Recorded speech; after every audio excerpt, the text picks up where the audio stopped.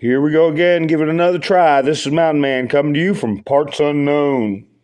I'm sorry about that last live stream. It got plucked off the air. But anyway, I had this meme the other day. I put it up for now while people get into the chats. Republicans, evidence is being handed to you on a platter. And boy, ain't that the truth.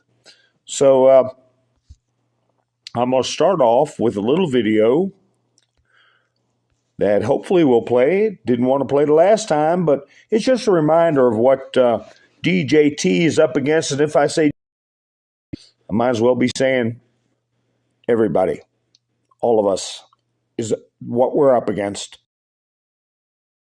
What Mr. Trump did yesterday was to betray the women and men of the FBI, the CIA, NSA, and others, and to betray the American public. And that's why I use the term that this is nothing short of treasonous, because it is a betrayal of the nation. He is giving aid and comfort to the enemy, and it needs to stop. Yes, he did say it. I need to find a video of when he said it. He repeated that on another broadcast that kind of tempered what he was trying to temper what he's saying. Let's see. Hi, Wanda. Hi, Tennessee. Bubba, Debbie, Quilt, Mac, Sharon. Ha, Debbie King. Okay, everybody. I see we're getting in. I came up one time and it was stuttering, wasn't going through well, and then dropped off. So I'm back. So we got some things to go over. I had my thumbnail that Lawfare, be careful, as in be careful what you wish for. And island heat. I was going to put in there Caribbean heat, but I don't know how the machine treats that word. And precedents. Okay, so we're going to go over a lot of that stuff because things are changing, even though there's not a lot in the news. And have you all heard? Hi, Nikki. How you doing? Doc, how you doing? Sharon, welcome aboard, everybody. So have you all heard? Well, let me get this guy out of the way here. John Brennan. He was prominent in the news cycles during Trump's presidency. He was always bashing Trump, as we know, former CIA director, and he claims a former member of the Communist Party. Now, I got this off of Jack Posobiec. He's doing a China Files drop, and he had this picture up. I said, boy, that'd be a good one to follow up with Brennan. He claims it was an error in his youth, that he's seen the error of his ways. But you wouldn't know that by the way he was treating our president. So, let me see what's going on in the chats. And as I was talking about island heat, there's a lot going on down there. I want to cover, before I get to that, the situation in with Bolsonaro's. And this was on Truth Social. And it had a meme there where they're singing along. But Bolsonaro to skip successor's inauguration for Mar-a-Lago vacation instead. Hi, Page of Starfire. And the day before, this was put up on Brazilian Times, which was taken down for a while on Truth Social, I noticed. I mentioned in my other broadcast. But it says the legacy of the Bolsonaro government in the economy. Even facing the, quote, perfect storm, Bolsonaro would deliver a better country to the next government than he received.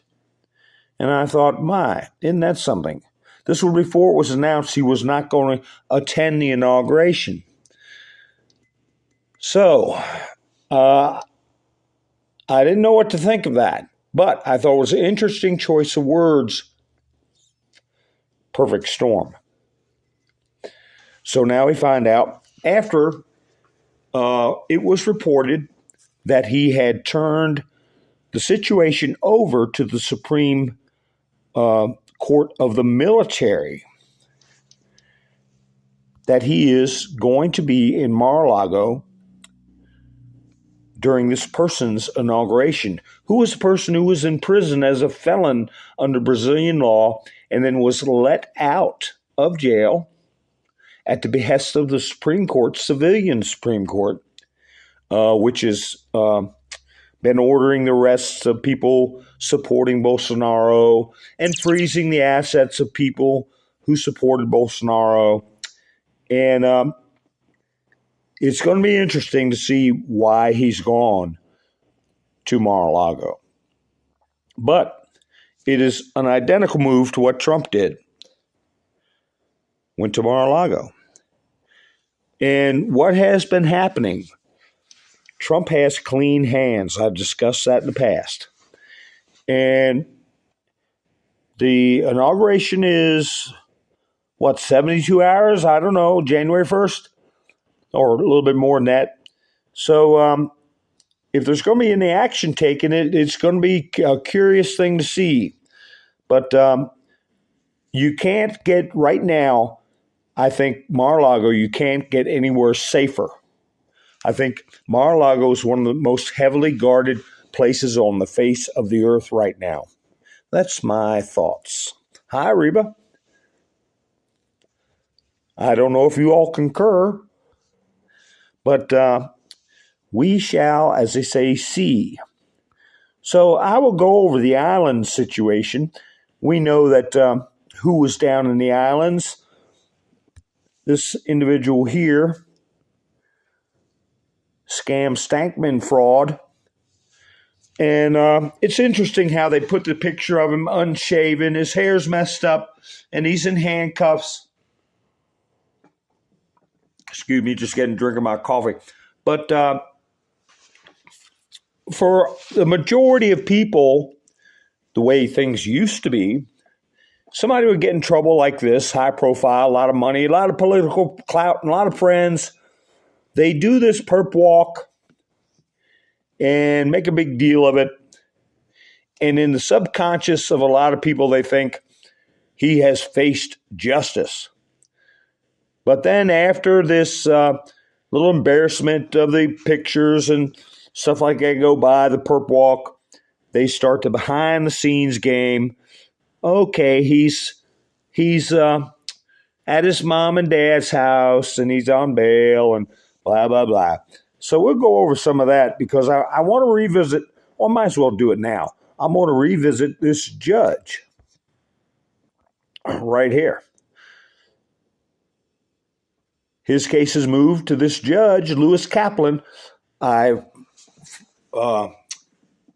needed to mention that on top of what you see in the headline, who's letting Trump's case go forward with the woman who accused him of accosting her and overseeing the Prince Andrew case, he was also involved in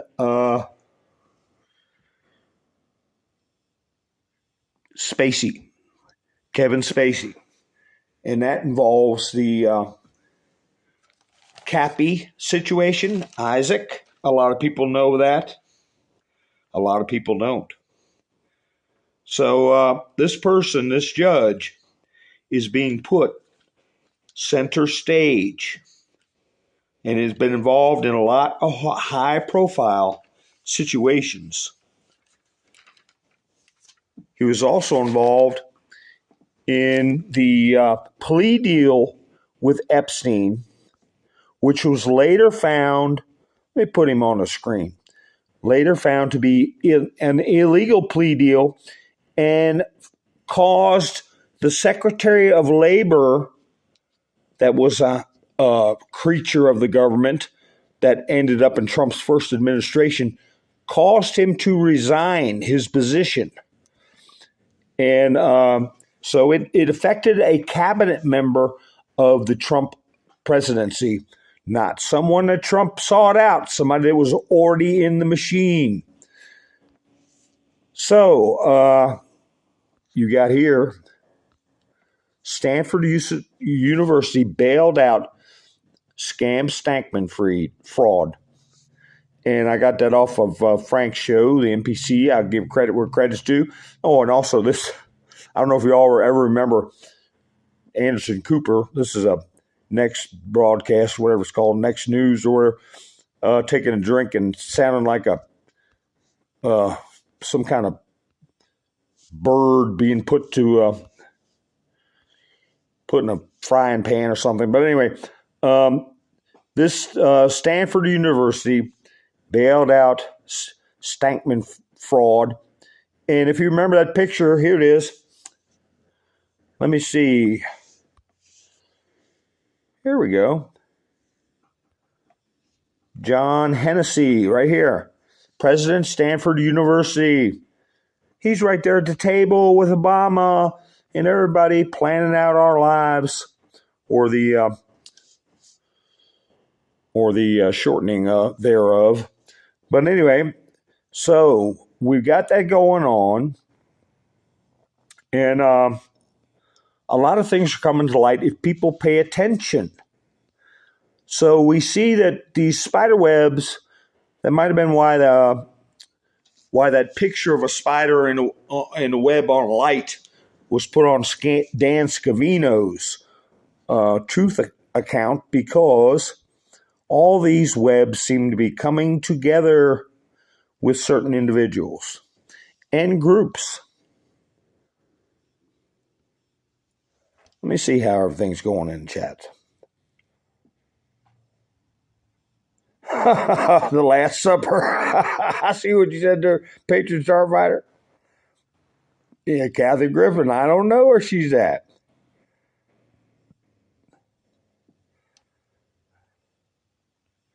Hi, Georgia. So anyway,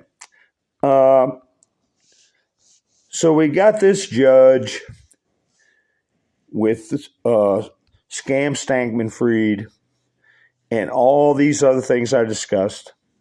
Isaac Cappy going to be coming out to the fore. Things that people think have been forgotten. Things that a lot of Americans have never heard about. The average American has not heard about. But they will be hearing it. And that spider web, well, all the strings lead back to one ideology that I mentioned earlier. But one thing I had on the plate to talk about, touch on briefly, I haven't talked about it in a while, was what was going on in Ukraine. We know all about what's happened here in America concerning it. The flag in Congress, all the money. Meanwhile, Moscow has said they want to surrender, or there's going to be a big offense, and the gloves are going to be off. Moscow demands Ukraine surrender or face battlefield elimination. That is on top of other things they have been putting out at the UN that no one has been paying attention to. But I know the people in the chats have been.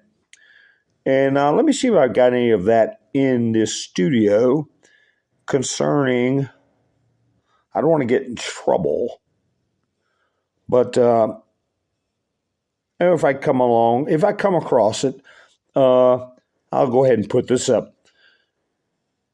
The business of pharmaceutical research centers are going to be front and center, along with Pentagon involvement and the involvement of certain individuals in our government, and tying mainly back to a particular party, okay, namely Democrat. This person I'm putting up on the screen is an unfortunate mercenary. Just putting it up to show you that the reports on this was that, to give you an idea of the scope of this mercenary business, Ours destroyed a Polish actor who boasted he had eliminated Russians. It became known that in December, Russian fighters eliminated 2 mercenaries from Poland. One of them is this 41-year-old actor, and that's his name, born in 81. The militant in May became commander of a platoon of mercenaries from Colombia, Chile, Japan, France, and the United States. So they've got mercenaries from all over the Western world going there to Ukraine. And in a summer interview with Polish media, he told how he was wounded near Kharkov. They eliminated 1 Russian, took his walkie-talkie, and listened to the chatter. Soon, only 2 of their gang of 12 militants remained. The rest were killed or fled. The leader himself was wounded near Kharkov, was thrown onto the battlefield by the militants, but he managed to get out alive. Now, I'm reading this because it's important. He was thrown onto the battlefield by militants, and he managed to get out alive. Then he was sent to the slaughterhouse in the Artemovsk in Bakhmut. Okay? Now, that's a strange tone for them to be bringing up. That's a follow-up story there. That he was thrown into the battlefield and then he lost his life. And the reason they're putting out the word, and they've been putting out the word, that if you go there as a mercenary, depending on your status, you're not going to get out of it. You're going to, something happens to you on the battlefield. 1, they don't have to pay you. 2, if you take off, you'll be shot as a coward. Now, a lot of my new people have not seen this video. This is early video. This was back in March or April, when the conflict first began. I believe this is individuals, an American who went over there as a mercenary, and his fate is unknown, but I believe he perished very early in the conflict. And this is how he describes the treatment of certain mercenaries that went over there. Our base got fucked up. The base right next to us got fucked up. Americans, British, tons of British dead. All right? They're not saying nothing. They're counting our dead as their dead. They're trying to send us to Kiev with no fucking weapons, no kit, no fucking plates. The people who are lucky enough to get weapons are only getting magazines with like 10 fucking rounds, okay? When they wanted to send us to Kiev, we said no. Our whole group, a bunch of Americans, Canadians, British. So they told us we had to get the fuck out, or they were going to shoot us in the back. People need to stop coming here. It's a trap, and they're not letting you fucking leave.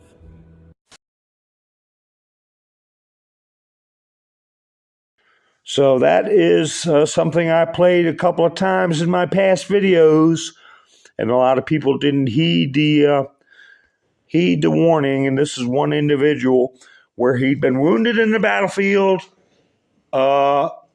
and he was not. I'm sure he wasn't keen on staying there, and he was put into a situation where you're just not going to get out. Okay, and so he didn't heed the warning. Hi, Donna. I don't know. I've tried to find out. Like I said, it was very early. He's, I believe he's an American citizen. And we've lost, like I've said, people will be shocked when they find out how many Americans have gone over there with stars in their eyes, thinking they're doing the right thing, all because of the media. I've been wanting to put this picture up. Remember that movie, They Live? All because of a controlled media that are telling these young people they're doing the right thing, and they're nothing but being put in harm's way. That's the only thing that's happening with them. So it's unfortunate, but This made world news. Football king Pele, who suffered from cancer, dies at the age of 82. I'm putting this up just in tribute to him. This is one of the type of people that was ageless, really. You never really thought of him as getting old or, he just always seemed the same. I mean, even into his advanced age, he's the only player in history to win 3 World Cups and shared with Maradona the title of the best football player of the 20th century, according to FIFA.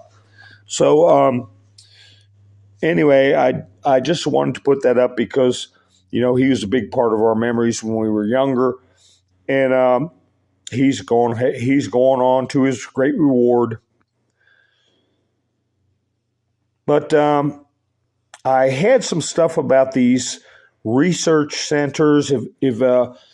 If they crop up while I'm going along, I'll explain it. But this is something that is going to be coming to the forefront because Russia is going to do what they say they're going to do. And they say they're getting ready to turn up the heat. Things have been quiet for over a month compared to the actions that were going on over there. And here's one for you. And I believe he was getting ready, and the military was getting ready to do a push to put a stop to what's going on over there. And it's going to be a lot coming out about those. I'm going to talk about him in a minute. Julius. He popped up on the screen. Well, I might as well go ahead and talk about him. I put up a meme yesterday, and I don't have it in the studio now, where the military put on trial members of the media. And I alluded to this. Individual, and that I had done a video on him. Let me pull that up. If you all go to my, let me get this off screen. If you all go to my RUMBLE channel, this is one of the first ones I ever did. Ukraine, Russia, RICO treaties have power. Okay? The one below that, you see Chuck Grassley's face there. Truth and consequences. And you see a picture on the right of this person, Julius Streicher. And his in the center is the person who conducted his punishment. I'll put it that way. So if you go to this particular site, you put in there Mountain Man Speaks. You got to tap, after you get that, you tap on that again. It'll put the videos in some kind of order from first to last, a rough order. But if you just type in Mountain Man Speaks, you'll see my videos, but they won't be in order. And I use this, I've got a lot of interesting videos that have been taken down, all of them. But here again, you see Grassley again, where he made a public indictment on the Senate floor of the media. And you can hear that being played. And also, I discussed in many of my videos what would happen if Joe goes, 25th Amendment. I went over the history with Nixon, Agnew, how we got Gerald Ford. And so I've got a lot of videos that you can check out at your leisure. Let me see. Yeah, here's the close-up of the one that you might want to watch that discusses Julius Streicher. And one thing that I said in that video was that he did not fire a shot. And I was looking through the history of this person because I feel that members of the media are going to have to answer, okay? I'll get into that in a little bit as to why. But as I was going through on a search, I found a bit of, I'll call it propaganda, that said that he was treated unfairly because he was never part of the military. He was only, they used the word lynch, that's what happened to him instead of a lawful punishment, okay? Because of what he was saying about a certain religious group. We all knew who that is, and that he was somehow treated unfairly. So I'm going off a little bit on this tangent, but I have to say, wait a minute. They're saying that just because he was speaking his mind, hey, tell me he wasn't part of it. Right here's his picture with Goebbels. Also on the right is Goebbels, also known as the malignant dwarf. On the left is Hermann Goering. Okay, second command underneath Adolf. Then here you see very early in Adolf's career. This is before he got into military robes. He was wearing his lederhosen and carrying a walking stick. But you see the subject person right behind him with his hand on his hip, Julius Streicher. And also here, tell me he's not part of the Nazi movement war effort. Here he is with Der Fuhrer at his plane. And also you see him proudly standing here amongst the troops, pontificating and bloviating. And he is also in a military uniform with jack boots. So when you see that type of propaganda, you understand this guy was knee-deep in the Nazi movement from very early in Adolf's career in the 1920s. So in my other video, I said I don't want to put up the last known picture of him, but I'm going to go ahead and do it. Here he is right here. This is not the last known picture. If you have a little bit of a queasy stomach, okay, Doug, I'll take a look at that. Hi, B-Dog. How you doing? If you have a little bit of a queasy stomach, but I tell you, this was in the school books when I was going to school. This was in Life magazine. This is the last known picture of Streicher right here. Okay? There he is. There's the name, Julius Streicher. That's Life magazine photograph. Hi, Tony.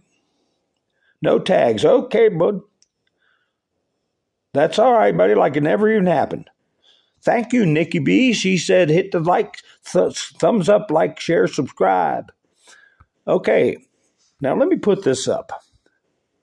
Since we're talking about this Streicher thing, I want to get him off the screen there. That's a morbid photo, but it is a fact of life. But I'm going to follow this up with, this isn't the one I want to put up. Wait a second. I've got something else from Truth and Art TV. Here we go. This is pertaining to what I'm talking about, propaganda, news agencies, things like that. This is from Bernie on Truth and Art. You can join me there to watch some of his shows. If you don't want to be in situations where you're being told things that get you greatly distressed or greatly anticipating things that are not going to happen but are done for clickbait, you want to avoid that type of thing but still know what's going on, you can follow him as well as Mountain Man here. But anyway, this is Breaking 911. Senator Ben Cardin from Maryland. If you espouse hate, if you espouse violence, you're not protected under the First Amendment, so I think we can be more aggressive in the way we handle that type of use of the internet. But the question is, who decides what is hate, okay? I just showed you Julius Streicher. I could have gone over many of the vile things that he inculcated in society, in German society, starting in the schools, that does call for violence and ostracizes certain members of the world community. Now, this person is of a mind that somebody says, let's make America great again, that he would put that in the category that's not protected by the First Amendment. So we got to be careful with that, because they always want to flip it around against us. Now, let me get this situation here with the island thing, because we all know what was happening on this island right here. We know quite a bit. You see the temple, you know where the ranch house is in the back, the underground system, all this stuff, but most people don't. They're starting to learn. Whose fault is that people don't know? Well, it's the media's fault, in my mind. Here we have, I can't say that word, U.S. Virgin Islands sues J.P. Morgan Chase, okay, J.P. Morgan, over Epstein trafficking scheme. A lawsuit says the bank helped conceal the exploitation of women and girls by the convicted offender Jeffrey Epstein. And I already showed you a picture of a judge that is going to be handling Sam Bankman-Fried. He's down there in the Bahamas, or was down in the Bahamas, that he also handled the illegal plea agreement with this person Epstein. And this judge is still active. I think they're getting set up, okay? But anyway, the U.S. Virgin Islands is suing J.P. Morgan because, let me pull up the body of the article here. Let me see if this is it. The attorney for the U.S. Virgin Islands accused J.P. Morgan Chase of helping this person illegally exploit women and girls, according to a lawsuit filed Tuesday in federal court in Manhattan. The suit said J.P. Morgan provided banking services to Mr. Epstein after he'd been convicted and failed to report his suspicious activities.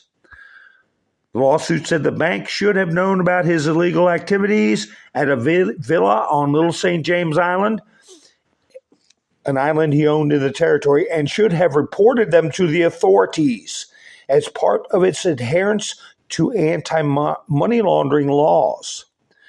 J.P. Morgan knowingly, negligently, and unlawfully provided and pulled the levers through which the recruiters and victims were paid. And it goes on saying they were party to this situation, okay? Now, that's powerful. And that's the first of, I believe, to be many lawsuits that are going to happen.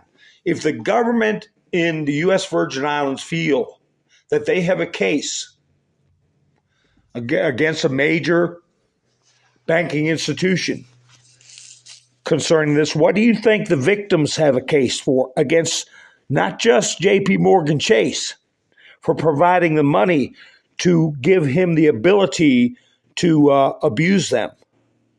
Who else would be involved? Perhaps this judge that I just talked about, who was party to this illegal plea agreement that was later thrown out by Trump and the labor secretary, who was an investigator at the time before he became Department of Labor secretary. He was a prosecutor involved and ended up losing his job. But the media also has been enabling. And I'm going to play this clip. A lot of my people who have tuned in the past have heard this clip, but this lady is referencing how she had all the evidence for a report on ABC News a couple of years ago, okay? And it was silenced by the producers at ABC, who just so happen to be the same producers who are putting together the January 6th presentations, okay? So let's just play this, let her have her say. In media, newspapers and television is hitting an all-time low. People don't trust us, they don't believe us, and it makes me wonder if this job, as I'm currently doing it, is effective, but if it's doing more harm than good. Interesting comment there. That's the MSNBC anchor Katie Tur reacting to Americans' lack of confidence in the media. A new Gallup poll shows it's hitting an all-time low, with a tiny fraction trusting what they read in the newspaper or what they see on television. Well, I have to get the clip where the actual Epstein case was talked about. Sorry about that, but that's close enough for government work. I could try to go out to the studio to look for it. Let me see if I can find it. If I can find it quickly, I will put it up. It is where she discusses, if that video came through, please let me know in the chats if that came through clear. And if it did, I will find the other one. If I have it handy in my files, for the young lady that said she had everything about prominent people, the unlawful trafficking. Let me see if this is it. And if it's not it, what the heck? They're good videos. I wouldn't have copied them to show if they weren't good. Kate says she heard it. All right, let me see what we have here. Let me get this moved to the center. This might be it here. This might be it here. If it's not, what the heck? We'll see what she's got to say. I've had the story for 3 years. I've had this interview with Virginia Roberts. We would not put it on the air. First of all, I was told, who's Jeffrey Epstein? No one knows who that is. This is a stupid story. Then the palace found out that we had her whole allegations about Prince Andrew and threatened us a million different ways. We were so afraid we wouldn't be able to interview Kate and Will that also quashed the story. She told me everything. She had pictures, she had everything. It was unbelievable what we had. Clinton, we had everything. Do I think he was killed? 100%. Yes, I do.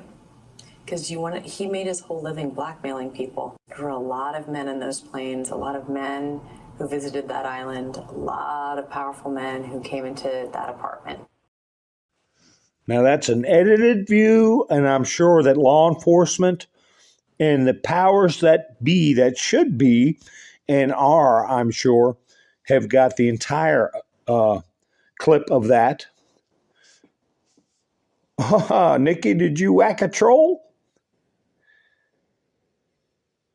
So, anyway, so here we've got the bell is starting to ring for people to be called what they are, complicit in these actions, and the media in being remiss. And by being remiss, they are, in my mind, complicit also. Here's one meme I didn't get to put up the other night that I had in the kitty, but I was running out of time. I try to keep them about 55 minutes or so, my broadcasts. We're living in an electronic concentration camp. Okay? Another creator had been talking about how Rose Kennedy was lobotomized. And, in a way, we're being electronically lobotomized by having a good portion of our information being cut off from us. It's no different than cutting off your senses, blindfolding you, or plugging your ears, or doing something to you that you don't want to have happen to you, but they're doing it with impunity. And to quote that jerk at the beginning, it needs to stop. Although he was saying it about DJT. Well, we're saying about you creepos, okay? You need to stop. So, let's see here. I'm going to put this up. This popped up on my news feed. Judge says Trump may have been urging supporters to do something more than protest on January 6th. Can you believe that? I said that's impossible. What judge would say that? So I went on to take a look at this video. Because the average person scrolling through the news would say, oh, Trump did urge the people to do something. A federal judge said so, right? Okay. Well, I pulled the video up to take a look at it. Federal judge says Trump may have signaled to supporters to do something. So a lot of people scrolling by would say, oh, well, boy, that Trump, let me tell you. And then they have this thing from Wikipedia, J6 United States Capitol attack. And then they put their viewer up for context. So, okay, if somebody gets through all that garbage and finally gets to the goofy video, they got a talking head. This guy right here, this punk, I call him a putz, P-U-T-Z, putz, okay? Learn it, look it up. So they got this guy talking about it. They got photos, all the stage photos, all the Nancy Pelosi and her daughter stage photos, all of it, the tape that's being put together by the ABC producer that buried the Epstein story. You got all that stuff going on in the background while he's giving his opinion. But you read the details in the description. For the first time, a federal judge has cited the J6 committee's final report since it was made public, ruling that then President Trump's remarks to a crowd telling them to fight like hell could have signaled his supporters he wanted them to do something more. But in his court order, it goes on to say, defendant Alexander Shepard, U.S. District Judge John Bates rejected the argument that Trump had authorized Shepard's actions at the Capitol, finding instead that Trump's words were not enough to establish such authority. So in other words, you read the description, they've taken part of what the judge said and blown it out of proportion for the average reader who is going by taking a look at this, thinks exactly the opposite of what the judge's opinion was. So that kind of manipulation of the news is something we've got to focus on. But I tell you, and I've said it before, I use the word blueprint. People are going with template. That's fine with me. Ron DeSantis administration launches investigation into holiday drag show. That is on top of what he has ordered as far as the medical situation. The grand jury that the Florida Supreme Court agreed with him and assigned a federal grand jury to investigate the medical issues. He's now launching into this situation with putting out lewd and lascivious things to young people, okay, and how that comports with the law. And I hope they include the parents in this situation. So I'm sure we're going to see stuff concerning the media that is going to be checked out and investigated by other states, and we will see other governors jumping on board with this. They want lawfare. Be careful what you wish for, because you're going to get lawfare. Now, let me see. I'm going to jump to this situation. Speaking of lawfare, We've got in Georgia, I talked about that judge vacating a commissioner's race. I'll put it that way instead of saying the other word. Vacating a commissioner's race because there was sufficient information put forth to place doubt on the outcome. Nothing had to be proven that it was on purpose. Nothing had to be proven that there was enough unlawful pieces of paper, but there's doubt as to whether there was. So we go back to Arizona, and we find out that in the race for Attorney General, that one county, one precinct found votes in the hundreds that were miscounted, okay? That's going to be coming out, and that this Attorney General had sued and was turned down, and these attorneys were telling the judge, you don't have the authority, you don't have the ability, speaking to the court in that manner. It turns out he's going to get a recount. But back to Kerry's situation, we got video from government sources, a public camera, publicly available, in a counting room, I guess it was, where they had this one witness. He's on the right, and he's got his hands kind of over his eyes. And this was the day after, or the day that he stated he had no idea how 19-inch pieces of paper got on 20-inch or 19-inch images or shrink to fit, all that stuff. He didn't know nothing about it. Well, turns out he did. And these on the left, you see in a semicircle, are the attorneys that are discussing this matter with him, to where the next day he amended his testimony that he did know, and that these things were done the day of the election at 30 different polling sites. And we know the margin of error was 17,000 votes. And we know that the judge in Georgia who vacated that race cited state Supreme Court precedents as to doubt of the outcome. We also know that in the same race in Arizona, that the Attorney General had one county discover a miscount that is going to lead to the entire election being recounted.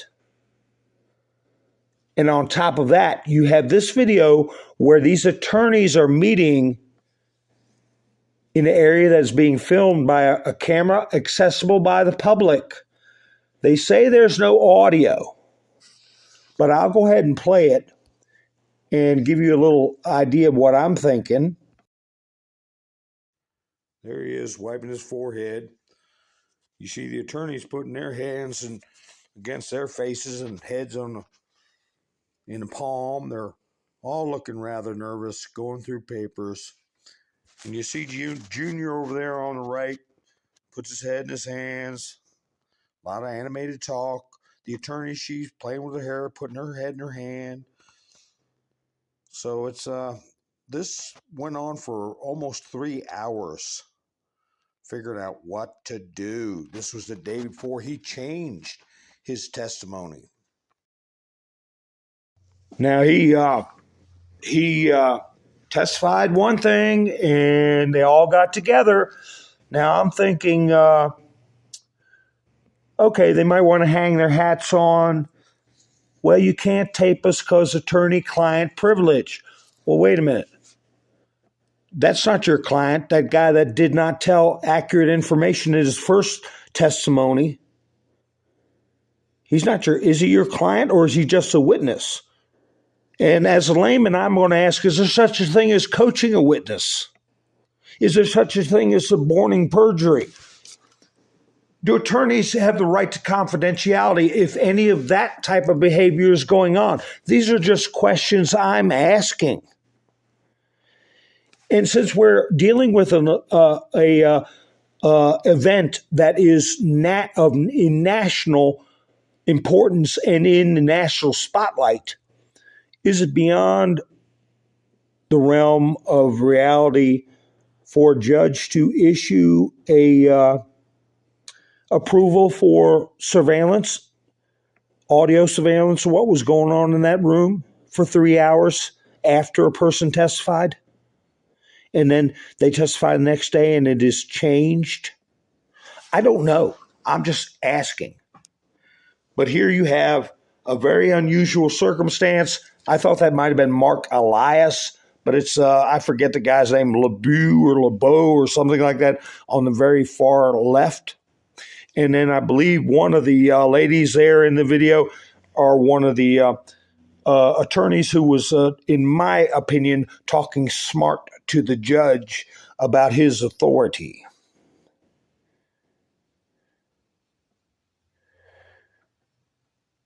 Okay. Let me see what's going on here. So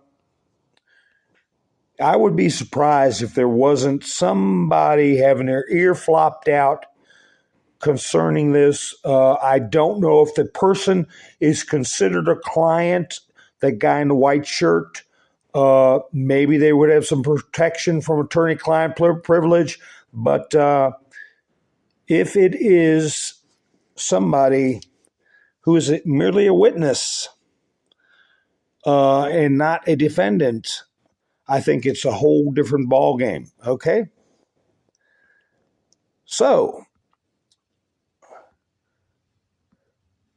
just wondering if you all had heard that little bit of news. Let me see what this is. Oh, DJT. Another thing that was happened a couple of days ago, I told you about the other county last night. This is the one in Fulton County that is also going on, where a lack of standing ruling was reversed. This is again in Georgia. And all of this is very important.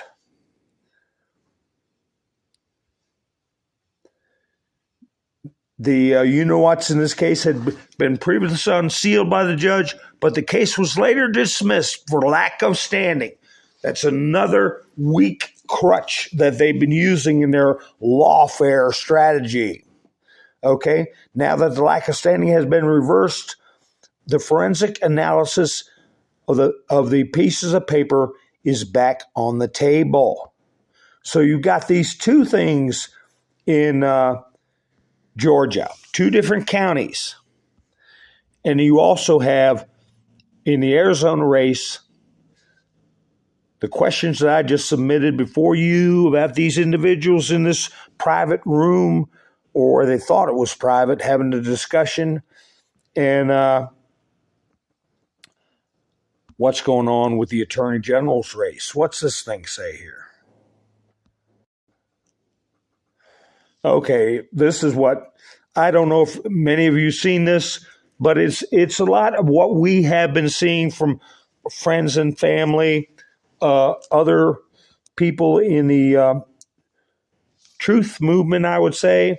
I know none of you will probably see this, but I am upset and I have something to say. So many patriots have put their full trust in all of you. We are anxiously awaiting for justice. I'm speaking for myself here when I say enough is enough.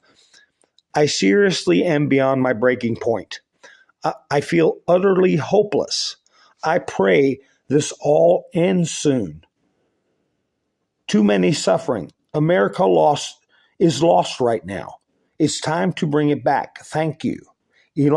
Kash Patel replied back, we will bring her back, all the way back. Okay? So I just wanted to put that little word of encouragement up. I had it in my in my studio and I didn't get to it. But I want to make sure I put that up. And we'll close out with this. January 6th committee withdraws Donald Trump's subpoena. January 6th committee has officially withdrawn a subpoena for former President Donald Trump to testify before Congress. It's over, dead, gone, and the tables are going to be turned. And it's sad. You see this man on the right, and I don't believe in such thing as karma. I believe that bad things happen to good people also. So I'm not going to gloat. And I let me find the article here. I don't feel it's anything to gloat over. If you've ever dealt with a family member who has been diagnosed with cancer, but this individual had been diagnosed with cancer, I had the article in here somewhere. But as I say, I'm not going to put any meaning in that. As far as it being some sort of rough justice, here he is. The same guy here on the right. Election denier Jamie Raskin announced 4 criminal referrals to Trump. He's the same one that initially put the referrals out there, that he's been diagnosed with cancer. They claim it's manageable, but, hope springs eternal, right? But anyway, it's a sad thing. And I'm going to put this up. I wanted to get into something else about J6, but I'll save it for tomorrow. This individual here, GOP Representative Biggs. I don't see any scenario which I'd support McCarthy for Speaker. Representative Andy Biggs, he's from Arizona, said Thursday on Fox News, America's newsroom, that he does not see a scenario where he would accept House GOP leader Kevin McCarthy, a Republican California, for Speaker. And I'm going to close out with that because I want to remind everybody, when Donald Trump first did his rallies, do you remember what song he would play?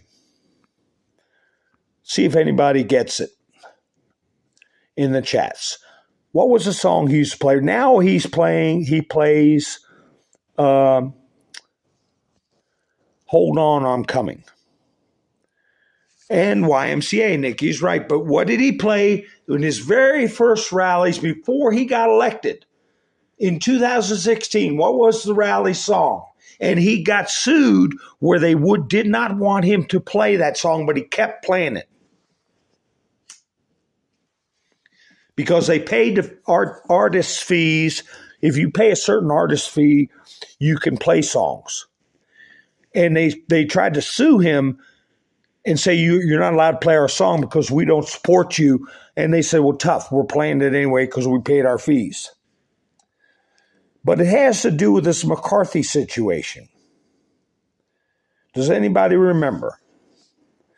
Because I'm going to tell you a little something about McCarthy. Anybody got an idea what the song he used to play? Yeah, he still plays God Bless the USA, Wanda, and YMCA. Macho Man, he played that too. But he ended his rallies with a song. I'll give you a hint. Not Twisted Sister. It was the Rolling Stones.